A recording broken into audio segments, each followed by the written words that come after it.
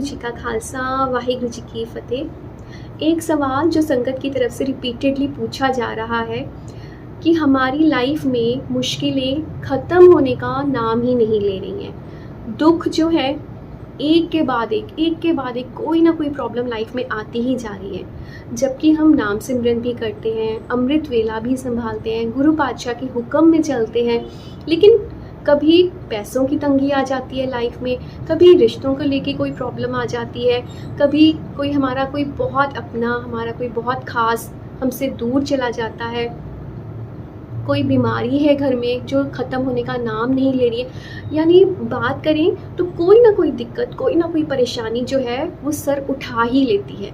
तो इसका क्या हल है, इसका क्या सॉल्यूशन है, हमें गुरबानी से बताइए। तो देखिए वाहिगुरु जी, सबसे पहले हमें ये समझना है कि दुख हमारी लाइफ में क्यों आ रहे हैं। अगर तो हम अमृत वेला संभालने वाली संगत हैं तो हमें अब तक इस चीज़ की बहुत अच्छे से समझ आ चुकी है कि जो भी दुख तकलीफ़ लाइफ में आते हैं वो हमें हमारे कर्मों की वजह से मिलते हैं। हम इस मनुष्य जोनी में आए ही इसलिए ताकि हम अपने कर्म काट सकें। लेकिन अगर हम अमृत वेला संभालते हैं, हम गुरु के हुक्म में चलते हैं कि हम नाम सिमरन करते हैं, हम अमृत वेला संभालने वाली संगत हैं, तो फिर जो भी दुख तकलीफ हमारी लाइफ में आ रहे हैं ना, वो हमारे कर्मों से नहीं आ रहे हैं, वो गुरु नानक पातशाह के हुक्म से आ रहे हैं। कई बारी भगवान जो है वो हमारा टेस्ट लेते हैं, हमारा इम्तिहान लेते हैं हमारी ज़िंदगी में दुख तकलीफ़ें दे के, कि मैं देखूं कि इतनी परेशानियां आने के बाद भी, तब भी क्या ये मेरा बच्चा, ये मेरी बच्ची मेरे साथ ऐसे ही जुड़े रहते हैं या हार मान लेते हैं और नाम सिमरन करना छोड़ देते हैं। ठीक है। सेकेंड, हमें अपना जो भी हमें गुरु ने हमें दुख या सुख दिए हैं उसको मीठा करके मानना है, उसको दात समझ के मानना है। हम जपजी साहिब की बानी रोज़ पढ़ते हैं, नेम से पढ़ते हैं, और जपजी साहिब की बानी में है दुख भूख सदमार ए भी दात तेरी दातार। गुरु नानक पातशाह कई बार हमें कोई ना कोई दुख देके, किसी भी तरह की भूख देके, चाहे वो पैसों की भूख हो, चाहे रिश्तों की भूख हो, कोई जॉब की भूख हो, किसी तरह की भी गरीबी है लाइफ में, इस तरह की हमें परेशानियां देके, किसी तरह की कोई मार देके, ज़िंदगी में किसी भी तरह का दुख तकलीफ़ प्रॉब्लम, इस तरह की परेशानी देके हमें टेस्ट करते हैं कि मेरा ये बच्चा क्या इसको भी खुशी खुशी वैसे ही अपनाता है जैसे मैं इसको कोई अच्छी खुशी देता हूँ, मेहर करता हूँ इसके ऊपर, तब ये कितना खुश होता है। तो अब जब इसकी लाइफ में दुख आए हैं, परेशानियाँ आई हैं, गरीबी आई है किसी तरह की भी, तो क्या तब भी मेरा ये बच्चा मेरे साथ ऐसे ही लॉयल रहता है, मेरे साथ ऐसे ही जुड़ा रहता है, या मेरे से मुख मोड़ लेता है। होता है ना कई बार ऐसे कि कोई परेशानी आती है लाइफ में, कोई बिज़नेस में ग्रोथ नहीं हो रही है, या रिश्तों में ख़ास तौर पे रिलेशनशिप इश्यूज़ जब होते हैं ना, या कोई बीमार हो जाता है जब घर में, तो बहुत बारी होता है कि ना कोई हमें ऐसा ज़रूर मिल जाता है जो हमें अपने गुरु से बेमुख करने के लिए ज़रूर आता है हमारी लाइफ में, कि फ़लाँ जगह पे कोई बाबा जी आए हुए हैं, आप उनसे ये ताबीज़ ले लीजिए, आप उनसे ये धागा बंधवा लीजिए, या वो कुछ ऐसे प्रसाद देते हैं या कुछ भी, एनीथिंग, राइट, कि वो ऐसे ताबीज़ वगैरह देते हैं, आप वो ले लो और फिर देखो आपकी लाइफ की सारी प्रॉब्लम्स जो है वो ख़त्म हो जाएंगी। और हम अनजान अज्ञानी हम क्या करते हैं, हम सोचते हैं कि देखो, हमारे मन में सबसे पहले क्या विचार आता है कि ये जो दुख आया ना मेरी लाइफ में, ये मेरे गुरु नानक पातशाह नहीं ठीक कर सकते, वो जो बाबा जी बैठे हैं ना वो ठीक कर देंगे, है ना। आता है ना मन में ऐसे कि जैसे भी हो ठीक हो जाए, भगवान तो नहीं ठीक कर पा रहे हैं, ये जो बाबा जी आए ना ये ठीक कर देंगे। और हम क्या करते हैं, अपने गुरु को पीठ दिखाते हैं और हम उन बाबा के पास जो देहधारी हैं हम उनके पास चले जाते हैं, और जो वो ताबीज़ देंगे या वो कोई कुछ भी जो भी वो उपाय बताते हैं कि नारियल रखो, ये पानी में ये दे के आओ, दाल दान करो, जो भी वो बताते हैं, मतलब हम उस कर्म कांड में पड़ जाते हैं। होता है ना ऐसे। तो हम क्या करते हैं, हम गुरु से बेमुख हो जाते हैं। तो कई बार ये हमारा टेस्ट भी हो रहा होता है कि जब लाइफ में दुख तकलीफ आई तब भी क्या हम अपने गुरु पातशाह के साथ जुड़े रहे, हमने अपनी लॉयल्टीज़ जो हैं वो गुरु पातशाह के साथ रखी, या हमने उनको पीठ दिखा दी। अब सबसे इम्पॉर्टेंट, जितने भी सिख हैं उनको ये अच्छे से पता है कि हमारी लाइफ में चाहे दुख हो, दुख का समय हो या सुख का समय हो, हमारी गुरबानी में ये साफ लिखा है, हमें जो भी गुरु पातशाह हमें दे रहे हैं उसको पाना मानना है, उसको तेरा किया मीठा लागे, इसके ऊपर हमें चलना है। अगर सुख है लाइफ में, किसी का जन्म हुआ है, शादी हुई है, अनंत कारज होते हैं, तो हम उस टाइम पे भी आनंद साहिब का पाठ पढ़ा जाता है, राइट। जब कोई इस दुनिया से जाता है उसको उसके लिए पाठ करवाया जाता है, सुख शांति के लिए, आत्मा की शांति के लिए पाठ करवाया जाता है। तब भी जब पाठ का भोग पड़ता है तब भी आनंद साहिब का पाठ पढ़ा जाता है। क्यों पढ़ा जाता है? उसके पीछे मर्यादा है कि अगर आपने सुख दिया है, वो आपने मेरी झोली में डाली है, उसी तरह से उसका मैंने शुक्राना किया है, मैं तब भी आनंद की अवस्था में रहूँगा। और जब आपने मेरी झोली में दुख दिया, मेरा कोई अपना मेरे से आपने वापस ले लिया, दूर चला गया, आपकी चीज़ थी वो आपने वापस ले ली। जितना टाइम भी वो इंसान मेरी ज़िंदगी में रहा, हमने अच्छे पल बिताए, खुशियाँ थी हमारी लाइफ में, अच्छे मोमेंट से, उनको चेरिश करिए। भगवान की चीज़ थी वो भगवान के पास वापस चली गई। हम सब सोल्स हैं, हम अपनी अपनी जर्नी यहाँ पे करने के लिए, अपनी अपनी जर्नी एक सोल अवेकनिंग के लिए हम यहाँ पर आए हैं, अपनी अपनी ज़िंदगी की यात्रा पूरी करने के लिए आए हैं, अपने अपने कर्म करने के लिए आए हैं। अच्छे कर्म, बुरे कर्म, वो सब हमारे हाथ में। तो हर सोल, हर आत्मा अपनी अपनी जर्नी, अपना अपना जीवन का ये सफ़र संपूर्ण करके वापस से गुरु पातशाह की गोद में विराजती है। तो इस बात को, ये अटल सच है, जो मौत है वो एक अटल सच है, वो होना ही होना है, अवश्यम भावी है कि होगा ही होगा, सबके साथ होता है और सबके साथ होगा। तो इसको हमें जितना हम सहज होके इस चीज़ को एक्सेप्ट कर लेंगे कि जो गुरु नानक पातशाह ने मुझे दिया वो उनका ही था, तिसकी बस उसकी बस तिस आगे राखे, राइट। सुखमनी साहिब में हम पढ़ते हैं ना कि गुरु नानक पातशाह की वस्तु थी, हमने उनको, उनकी चीज़ थी, उन्हीं के पास वापस चली गई। उनका पाना हमने मानना है, ना मानने की तो ऑप्शन ही नहीं है। अब आप देखिए हम क्या कर सकते हैं, ज़्यादा से ज़्यादा हम क्रिप कर सकते हैं, शिकायत कर सकते हैं कि ऐसा क्यों किया, क्यों मेरी लाइफ में इतनी दुख तकलीफ़ें क्यों दी आपने, मेरी ज़िंदगी में वो इंसान मेरे लिए कितना इंपॉर्टेंट था, आपने मेरे से वो इंसान भी मेरी ज़िंदगी से ले लिया। भगवान आप बहुत क्रूअल हो, आप मेरे साथ ही ऐसा क्यों करते हो, मैं आपसे कभी बात नहीं करूँगी, मैं कभी आपकी पूजा नहीं करूँगी। हम ऐसे ही करते हैं ना, नाराज़ हो जाता है भगवान से। हर इंसान ऐसे ही करता है जब दुखी होता है, परेशान होता है, या उसकी लाइफ से जिसको वो बहुत प्यार करता है वो उसकी लाइफ से दूर चला जाता है। तो हम सबसे पहले क्या करते हैं, हम शिकायतें करते हैं, नाराज़गी दिखाते हैं भगवान के साथ कि आपने ऐसा क्यों किया। तो क्या हमारे शिकायत करने से, हमारे नाराज़ होने से क्या वो इंसान वापस आ जाता है हमारी लाइफ में? नहीं आता ना वापस। क्या हमारी शिकायत करने से जो हमारी लाइफ में दुख तकलीफ़ें हैं, चाहे वो गरीबी है, चाहे वो हमारी रिश्तों में कोई अनबन है, या हमारे बिज़नेस में कोई प्रॉब्लम चल रही है कि पेमेंट्स नहीं आ रही हैं, या कोई कर्ज़ा हो गया है सर पे, तो अगर हम रोते रहें, शिकायत करते रहें, तो क्या वो दुख, वो परेशानी ख़त्म हो जाती है? नहीं ना, वो तो ज्यों की त्यों ही रहती है वो परेशानी। तो अगर हम उसको पाना मीठा करके मान लें, हम ये बोलें कि कोई बात नहीं वाहिगुरु जी, ये भी मेरी इम्तिहान की घड़ी है, आप मुझे चेक कर रहे हो, आप मुझे टेस्ट कर रहे हो, आप मुझे मेरा इम्तिहान मत लो। हमें उस टाइम पे क्या करना चाहिए? शिकायत करने की बजाय हमें उस टाइम पे गुरु नानक पातशाह के आगे अरदास करनी चाहिए कि वाहिगुरु जी, मैं तो बहुत नालायक हूँ, आप मेरा इम्तिहान मत लो, आप जो भी इम्तिहान लोगे ना, मैं तो उसमें फ़ेल हो जाऊंगी।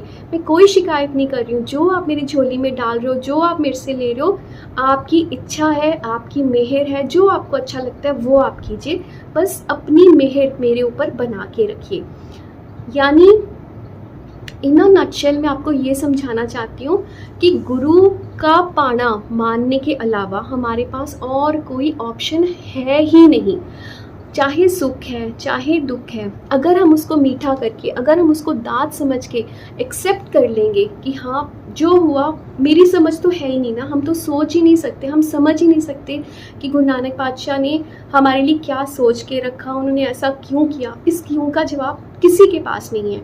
तो अच्छा सिर्फ इतना है हमारे लिए, पीस ऑफ माइंड इसी में है जब हम जो गुरु ने किया उसको, जैसे बोलते ना, सत्य वचन, जो भगवान ने किया सत वचन, जो गुरु महाराज ने किया ठीक है वाहिगुरु जी, जिवें तुहानू ठीक लगे तेरा किया मीठा लागे। आप देखिए हमारे खुद के जितने भी गुरु हैं, आप उनकी जीवनियाँ देख लीजिए, आप उनकी लाइफ पढ़ लीजिए, आप उनकी ऑटोबायोग्राफीज़ जो हैं उनके ऊपर जीवनियाँ लिखी गई हैं। वो कोई फिक्शन तो नहीं है, कोई बनी हुई कोई फिल्म्स तो नहीं है कि सोचा हुआ था कि ऐसे ऐसे होता होगा, नहीं, वो सच है। सच में ऐसे हुआ कि 10 गुरु आए, उन्होंने ऐसे ऐसे कष्ट, उन्होंने अपने ऊपर कष्ट लिए, किस लिए? ताकि हम जैसों को सिखा सकें।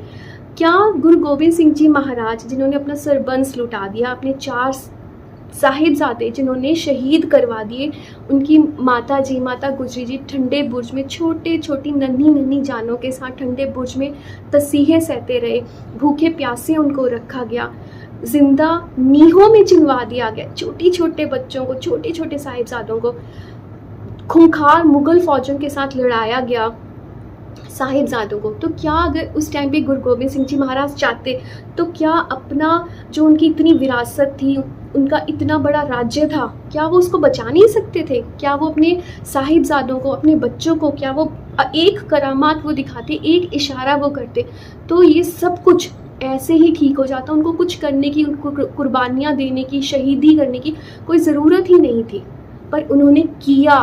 क्यों?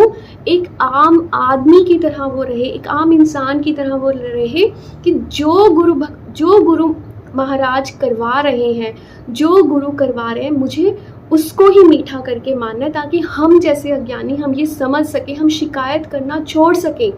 आप देखिए सरसा नदी वो पार कर रहे हैं, पीछे मुगल फौजें उनके लगी हुई हैं, लेकिन उन्होंने अमृत वेला नहीं छोड़ा। उन्होंने ये नहीं बोला कि अमृत वेला छोड़ दो, फटाफट से नदी पार करो और चलो निकलो, बच जाएंगे हम, नहीं। उन्होंने अपनी फौजों को बोला, अपनी सिख फौज को बोला, मुगल फौजें पीछे लगी हुई हैं, लाखों की तादाद में मुगल फौजें पीछे लगी हुई हैं, लेकिन फिर भी उन्होंने ये बोला कि 50 सिंह यहाँ बैठेंगे और अमृत वेला संभालेंगे, अमृत वेला संभाल के ही हम आगे बढ़ेंगे। कि कल को जब मेरे प्यारे सिख जब इतिहास पढ़ें, तो अगर किसी एक सिख का भी ये जानकर कि इतनी मुसीबत आने के बाद भी हमने अमृत वेला नहीं छोड़ा था, तो शायद किसी एक सिख का ही अमृत वेला बन जाए, तो मैं समझूंगा कि मैंने कुछ कर लिया, कि मैंने अपने सिखों को कुछ समझा दिया कि अमृत वेले की क्या इम्पोर्टेंस है। तो अमृत वेला उनके गुरु का हुक्म था, उन्होंने अपने गुरु का हुक्म माना। इतनी मुश्किल, इतने कठिन परिस्थितियों में भी उन्होंने गुरु का हुक्म छोड़ा नहीं, उसको दरकिनार नहीं किया कि नहीं नहीं कोई बात नहीं, आज नहीं एक दिन अमृत वेला नहीं संभालेंगे तो क्या हो जाएगा।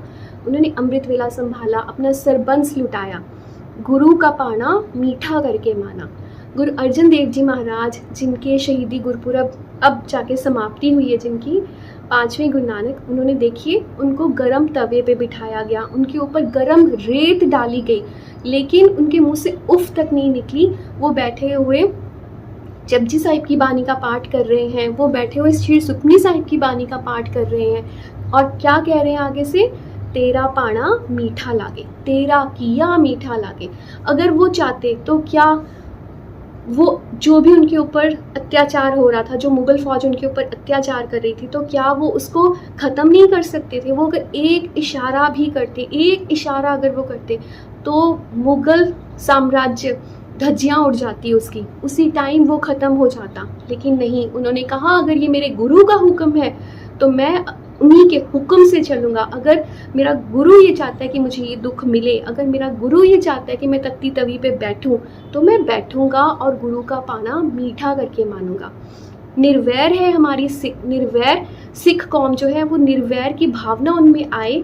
इसलिए आज भी जब भी गुरु अर्जन देव जी महाराज का जिस दिन भी शहीदी गुरपुरब होता है, उससे 1 महीना पहले, 2 महीने पहले और 1 महीना आगे तक भी मीठे पानी की छबीलें लगाई जाती हैं। क्यों? क्योंकि हमारे गुरु साहिबान को तख्ती तवी पे बिठाया गया था, तो हमारे मन में कोई वैर नहीं है। हम गुरु कहते हैं कि इतना मैंने तसीहे भुगते हैं, मैं चाहता हूँ दूसरों का मन ठंडा हो, जो और संगत है उसका मन ठंडा हो, इसलिए ठंडे पानी की छबीलें लगा के, हमारे लिए कितने दुख के दिन है लेकिन हम दूसरों का मन ठंडा करते हैं। क्यों? क्योंकि हम अपने गुरु के हुक्म से चलते हैं। तो आई थिंक आज के इस वीडियो से आपको क्लैरिटी हो जानी चाहिए कि जो भी गुरु नानक पातशाह हमारे साथ करते हैं, चाहे हमें दुख दे रहे हैं, चाहे हमें सुख दे रहे हैं, उसको दात की तरह लेना सीखेंगे तो हमारी जो ज़िंदगी है वो बहुत आसान हो जाएगी, हमारी ज़िंदगी पीसफुल हो जाएगी। और मैं ये बहुत अच्छे से जानती हूँ संगत जी, वाहिगुरु जी, कि इसको करना बहुत मुश्किल है, पाना मानना बहुत मुश्किल है। हम संसारिक लोग हैं, हमारे लिए सतवचन करना, सतवचन कर मानना बहुत मुश्किल है। लेकिन अगर हम शिकायत की अवस्था से निकल के शुक्राने की अवस्था में पहुंचते हैं और गुरु महाराज का हर वक्त मन में शुक्राना करते हैं कि बाबा जी मैं मूर्ख हूँ, मैं अज्ञानी हूँ, मैं आपकी सोच का तो एक तिनका भी मैं वहाँ तक पहुँच नहीं सकती कि ऐसा क्यों मेरी लाइफ में हो रहा है, पर मैं आपकी मेहर के सदके इससे भी निकल जाऊंगी। जो भी दुख आप मेरी ज़िंदगी में दे रहे हो, बस अपना हाथ मेरे ऊपर हमेशा बना के रखना, मेरा हाथ पकड़ के रखना। इस दुख के टाइम से भी आपने ही मुझे बाहर निकालना है। और मुझे पता है इस दुख के बाद आपने मेरे लिए बहुत खूबसूरत, बहुत अच्छा मेरे लिए कुछ सोच के रखा हुआ है। And once we start believing, once we start surrendering ourselves, once we start trusting the divine energy, the magic automatically starts happening to us. करके देखिए और सच में आप फील करेंगे कि ज़िंदगी इतनी आसान हो जाती है, ज़िंदगी इतनी खूबसूरत हो जाती है जब हम गुरु नानक पातशाह के आगे सरेंडर कर देते हैं अपने आप को, बस छोड़ देते हैं, अपनी डोर उनके हाथ में दे देते हैं कि जो आप करोगे, जैसे आप करोगे मुझे मंजूर है, बस आप मेरा हाथ हमेशा पकड़ के रखो। तो जितना हो सके निंदा चुगली से बचिए, एक दूसरे के लिए अरदास करें कि हम सब मिलकर अमृत वेला संभालें। खुश रहिए, खुश रहने दीजिए, बहुत सारा ख्याल रखिए अपना। वाहिगुरु जी का खालसा, वाहिगुरु जी की फतेह।